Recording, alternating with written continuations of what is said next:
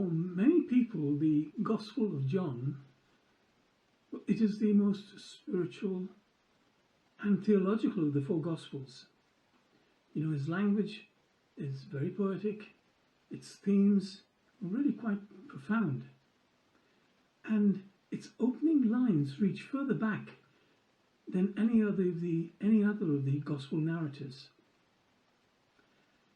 But before we begin examining this really quite remarkable document, it may be helpful to pause for a moment and consider the world in which it may have been written.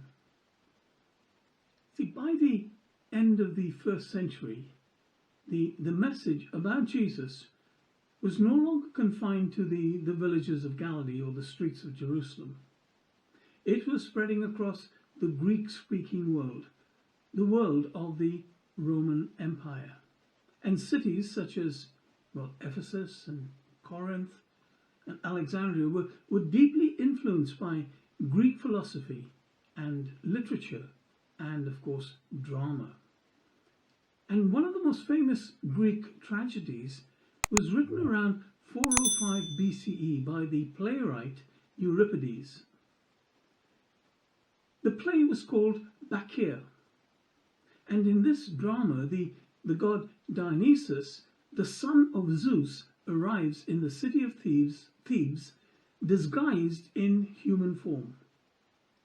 He comes to reveal his divine identity and to establish his worship. But his arrival is met with rejection, particularly by the king of the city, Pentheus. Now, as the story unfolds, Dionysus performs wonders and gathers devoted followers and ultimately exposes the blindness of those who refuse to recognize him. Now, some scholars have noticed that certain themes in this ancient drama sort of echo elements that appear later in the Gospel of John.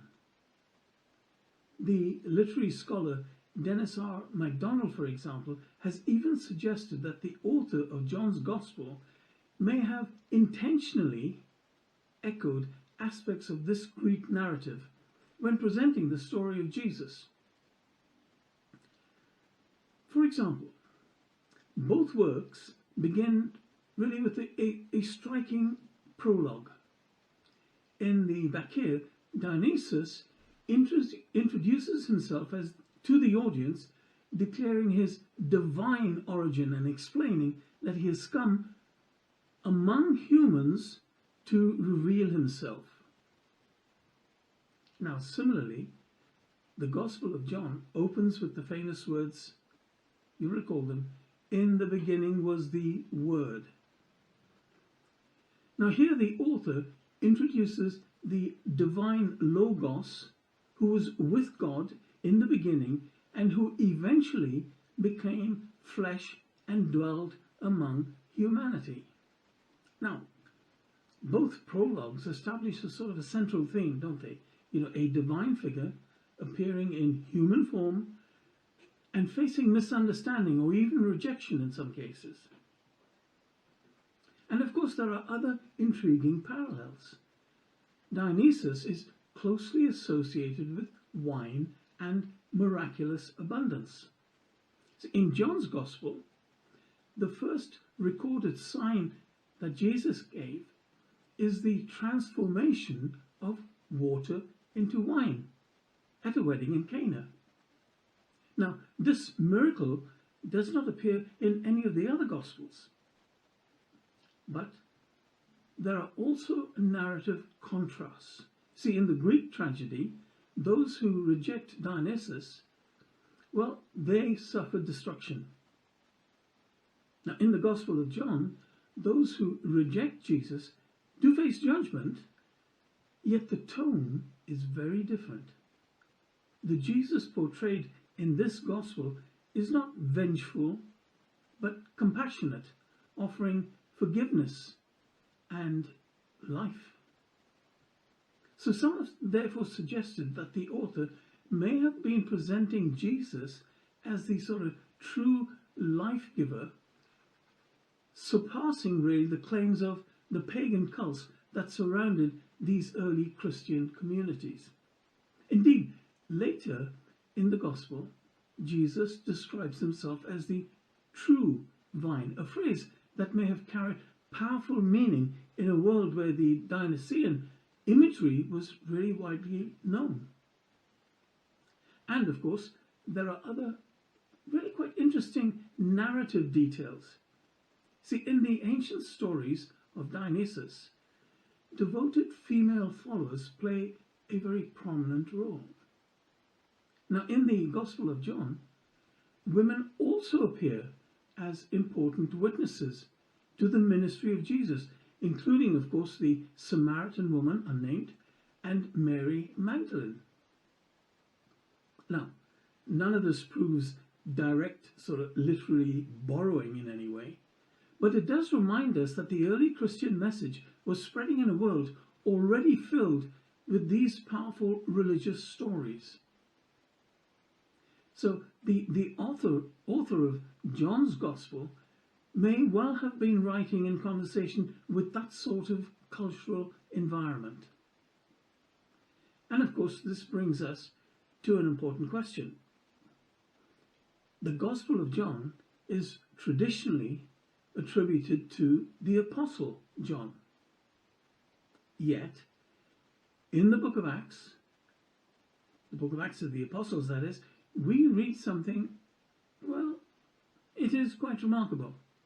In Acts chapter 4 and verse 13, see, when the authorities observed the boldness of Peter and John, they perceived them to be unschooled and ordinary men.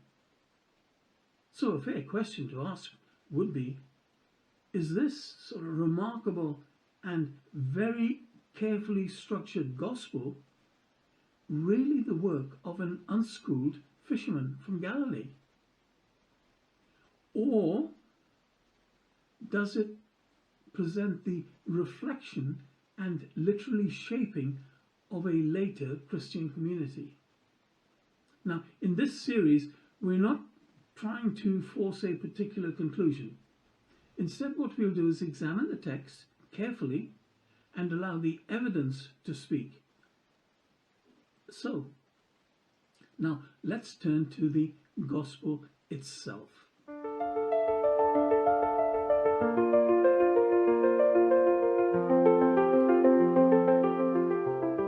So, with the questions we've raised in mind, let us now turn to the opening lines of the Gospel of John itself. Now, unlike the other Gospels, this one, well, it does not begin with a genealogy or a birth narrative or the appearance of a prophet in the wilderness. No, the opening words reach much further back. They take us really beyond the hills of Galilee and beyond the reign of King Herod. They take us to the very beginning, in fact. The Gospel begins with these remarkable words. John chapter 1 and verse 1, very familiar with it. In the beginning was the Word, and the Word was with God, and the Word was God. Now, the Greek term translated here, word, is logos. Now, in the Jewish scriptures, rather, the Word of God was understood as the creative power through which God spoke the universe, into existence. However, in the Greek-speaking world, the word logos also carries philosophical meaning. See, for Greek thinkers, it could refer to the sort of rational principle that orders the cosmos. So from the very first sentence, the author is using a language that would resonate in more than one sort of intellectual world. The prologue then continues with a series of powerful statements. John chapter 1 verses 2 through to 9. See, the Word was with God in the beginning. Through him all things came to be made. In him was life, And that life was the light of humanity, light shining in darkness, life confronting death, truth confronting misunderstanding. So already we can see the themes that will run through this entire gospel: light and darkness, belief and unbelief, life and judgment.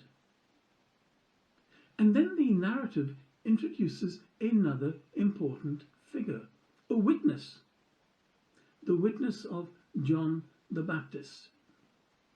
We are told that he came as a witness to the light, preparing the way so that others might believe. However, this prologue also introduces a sort of a tragic tension, if you like. John chapter 1 and verses 10 and 11. He was in the world, and though the world was made through him, the world did not recognize him. He came to his own people, and his own did not receive him. He came to his own people, and yet they did not receive him, by way of repetition, just to make that point clear. It seems the stage is now set. See, a divine message, well, it enters the world. Some will recognize it, others will reject it. And finally, this prologue reaches its really most striking statement, John chapter 1 and verse 14. The Word became flesh and made his dwelling among us. We have seen his glory, the glory of the one and only Son from the Father, full of grace and truth. Now, with these words, the author presents really the central claim of the gospel. The divine Logos, Word, has entered into human history and entered in the person of Jesus of Nazareth. But what does that claim really mean? See, and how does the gospel itself attempt to demonstrate it? Because evidence is necessary, isn't it? You see, to answer that question, we now move on from this sort of poetic, if you like, prologue into the narrative itself. Because the author, he does not simply make a theological statement. Instead, what he does is he presents a series of events which he calls signs. And these signs are intended to reveal who Jesus truly is. And in the first of these signs, well, it takes place at a wedding celebration in a small village in Galilee. So, with the prologue now complete, the narrative of the gospel now begins to unfold itself. See, the opening chapter introduces several early followers and briefly describes the testimony of this John the Baptist, witness to the light. But the first dramatic moment arrives in the second chapter, and the surprise and the setting, well, it's really quite ordinary. It's a wedding celebration in a small Galilean village of Cana. Now, in the ancient world, wedding celebrations could last several days, and hospitality was a matter of great social importance. Running out of wine, for example, would have been deeply embarrassing for the host family. But according to the narrative, this is exactly what happens. As we read in John chapter 2 and those first 11 verses, you see, Mary, the mother of Jesus, became aware of the problem and informs her son, Jesus. And at first, Jesus appears reluctant to intervene. In verse 4, he says, "Woman, what is that to you and me? What is it to you and me?" And Jesus went on and replied, "My hour has not yet come." Yet afterwards, he instructs that 6 stone jars filled with water are brought forward. And when the contents are drawn out, the water has become wine. and not just any wine. See, the steward of the feast remarks that it is of really unusually high quality. And the author then adds a quite important line, verse 11. Let's read that. Jesus performed this miracle, the first of his signs, at Cana in Galilee, and he thus revealed his glory, and his disciples believed him. This, we are told, was the first of the signs performed by Jesus. Now, the word used here, it's not simply miracle. The author, well, he deliberately calls it a sign. Now, a sign, when we think about it, points beyond itself, doesn't it? It invites the observer to consider a deeper meaning.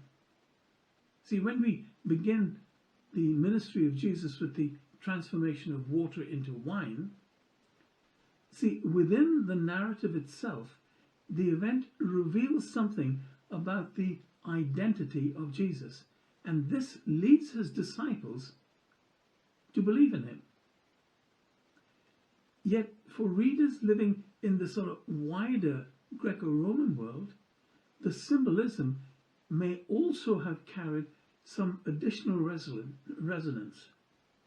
See, as we noted earlier, the ancient cult of Dionysus, well, it celebrated the god and associated it with wine and ecstatic devotion.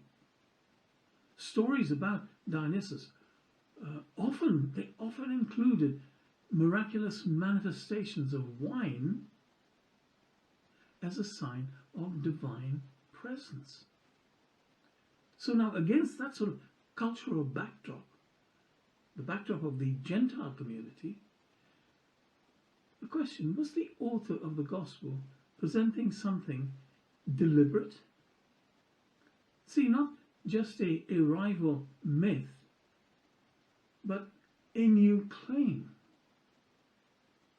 that the true source of life and joy is not found in the gods of the ancient world, but it's found in the very person of Jesus, this Jesus of Nazareth. Now, whether the author consciously intended such a comparison, well, that remains a matter of debate, and the scholars can take care of that. But what is clear is that the narrative seems to be very carefully constructed. See, the first sign reveals glory. It awakens belief among his disciples. And it begins the sort of unfolding story that will lead through a series of further signs, each revealing another dimension of the mission of this Jesus from Nazareth.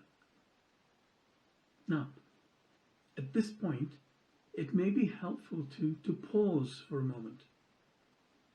See, the author of the Gospel of John, well, he does something quite unusual. See, when describing the works of Jesus, he does not simply call them miracles.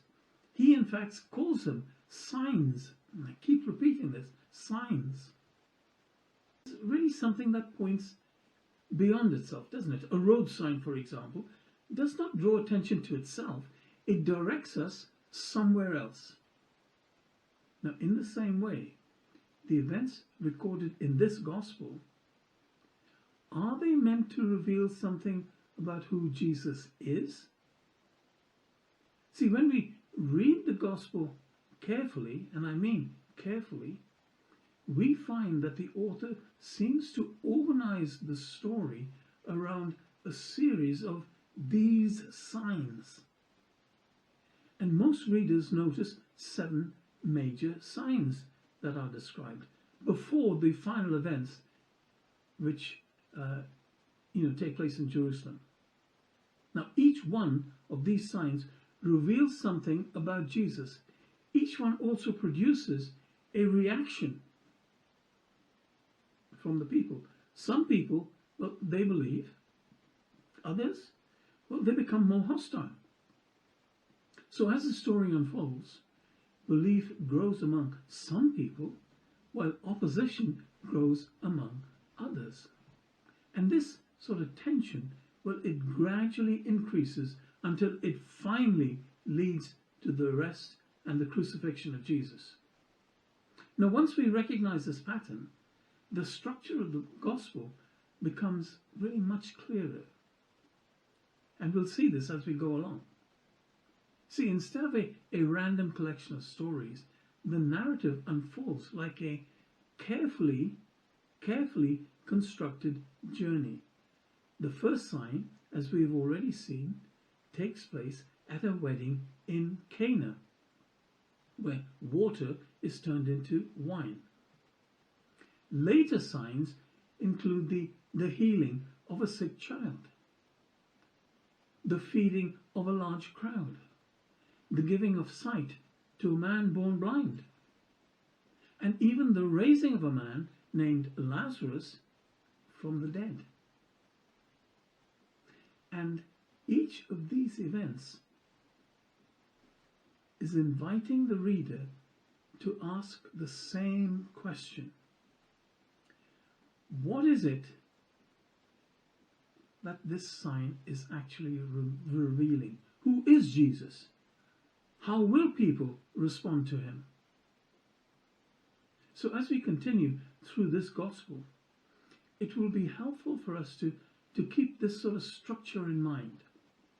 See, because each sign may not be a simple miracle story. It seems to be part of a larger narrative, designed really to reveal the identity and the mission of this Jesus of Nazareth. So now that we understand that the author may have been presenting a series of signs, let's return briefly to the first one, the wedding at Cana. Now, according to the narrative, the problem arises when the wine runs out. And at this point, the story introduces an interesting detail. We are told that there were 6 stone water jars standing nearby. These jars were not ordinary containers. They were used really for the Jewish rites of purification. In other words, they were associated with the traditional washing practices that formed part of the Jewish religious life. The jars were large. Each one held about 20 to 30 gallons. And Jesus instructs the servants to fill these jars with water. And when the contents were drawn, the water had become wine. And not just ordinary wine, but wine of really a quite unusually high quality. The master of the feast even remarks that this is the best wine, and the best wine is normally kept until last. The author tells us also something else which is important, that this was the first sign performed by Jesus, and it revealed his glory. But remember what we said earlier, a sign, it points beyond itself. So the question naturally arises, what might this sign be pointing to? Well, some readers have sort of suggested that the detail about the purification jars, well, it may not be accidental. See, water associated with ritual purification is transformed into wine. And wine is associated with celebration and abundance. Now, whether the author intended this symbolic meaning or not is something readers, well, we have to consider that for ourselves individually. But it does illustrate something really important. You see, throughout the gospel, the ordinary events often carry deeper layers of meaning. And this is why the author calls them signs. they're inviting the reader to look beneath the surface. And as the story continues, these signs, the signs performed by Jesus, well, they begin to produce different reactions among the people. Some are amazed. Some people believe. Others begin to question his authority. In fact, as the narrative progresses, the tension between Jesus and the religious authorities will gradually become stronger and stronger. And each new sign carries a deeper question. Who is this man? How does he possess such authority? And should he be believed? These questions will continue to unfold. See, as the gospel moves on from here, they will unfold one sign to another sign, until finally the tension reaches its climax in Jerusalem. Now, this is a good spot to conclude this video. See, are we seeing a sort of a framework to the ordering of the signs? Is this what the narrator wants to put forward? And further, are the signs the only method he uses? See, this is all to come as we move on to the next episode, episode 3 in this series. So, thank you very much, and we see you next time.